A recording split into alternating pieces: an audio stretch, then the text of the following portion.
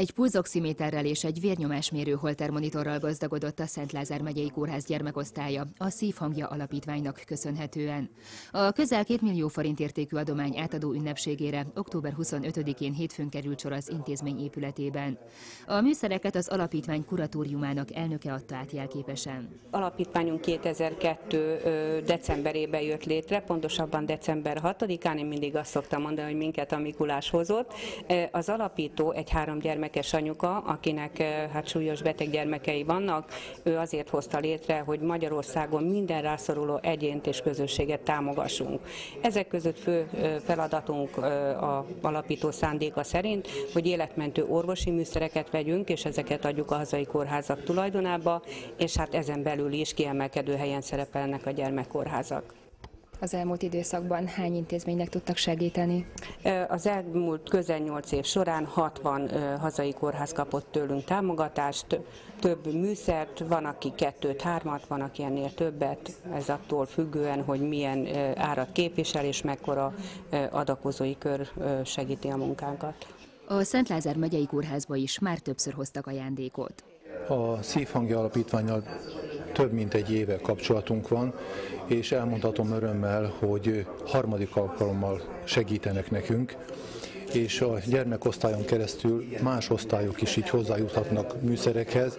Most is örömért minket, egy hónapja hívott fel Németh Valéria, a Szívhangja Alapítvány kuratóriumának elnöke, és elmondta, kérdezte, hogy miben tud segíteni.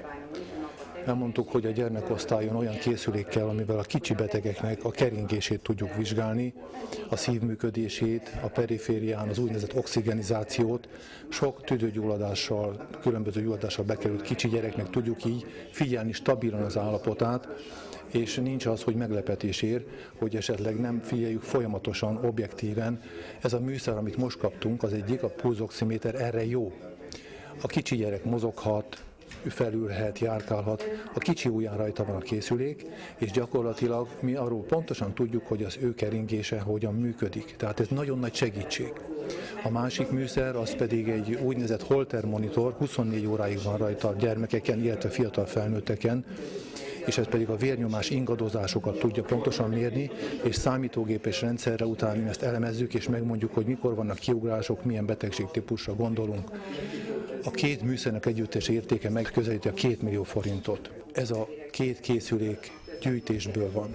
Nógrád megye és Salgótarján adományozóinak szeretném őszintén megköszönni szeretettel, hogy kicsi forintjaik összeadása alapján mindenki, aki rászorul, megkaphatja így a segítséget.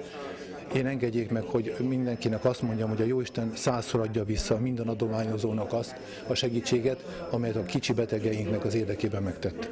Az alapítvány az eszközök mellett a mindennapi munkához nélkülözhetetlen felszereléseket, többek között vizsgáló és műtőskesztyűket, valamint kifejezetten gyermekeknek készített mesefigurás sebtapaszokat is ajándékozott a megyei kórháznak.